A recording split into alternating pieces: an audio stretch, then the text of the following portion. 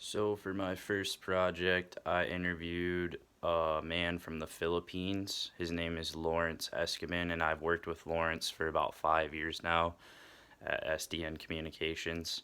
I wrote down a few notes while I was talking to Lawrence. He moved to America from the Philippines when he was 14. His mother married a guy from originally from Burke, South Dakota, and then when Lawrence's mother and that guy got married, they moved to Oneida, South Dakota, and Lawrence attended Sully Buttes High School. Um, Lawrence said that when he lived in the Philippines, they didn't have any tractors for their farms, so they used water buffaloes to pull the plows for their rice, peanuts, mangoes, and tobacco that they grew.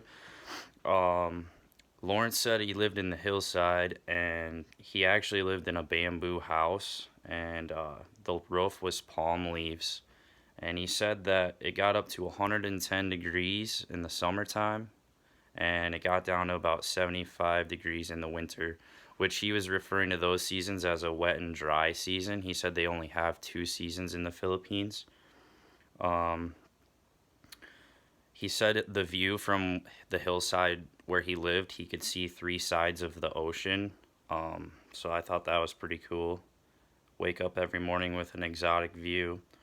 Uh, he said they had no hot water for bathing or anything like that. So they kind of just had to rinse themselves off with cold water all the time to stay clean. Uh, One thing Lawrence did say was that they have the peso as their currency, which 44 pesos is equal to one US dollar. Um, he did say that one cultural change he noticed when he came over, other than the language barrier, was that we have our silverware on the opposite side of the plate as them. They use the spoon on the left side, and then they have the fork on the right side, which here we kind of have them both on one side, left or right. I don't think it really matters.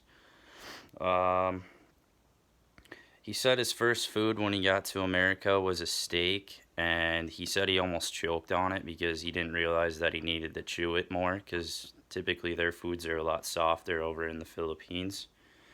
Um, he said it took him about 6 months to learn the English language, and after that, he was smooth sailing.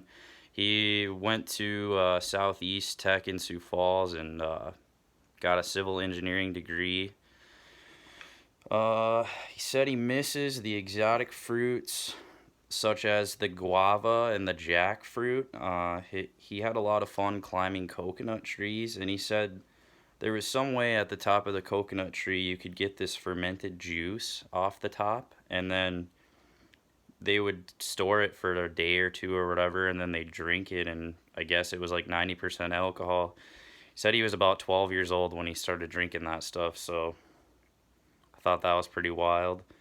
Um, and if they didn't drink it, they stored it in clay pots under the ground, and it fermented even more and became like a super potent vinegar.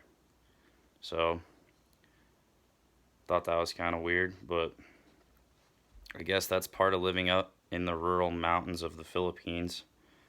Uh, he said that it was also fun controlling those water buffaloes that I mentioned earlier as farm machinery, basically, which I don't think we use water buffaloes here. We use John Deeres and Internationals and stuff like that.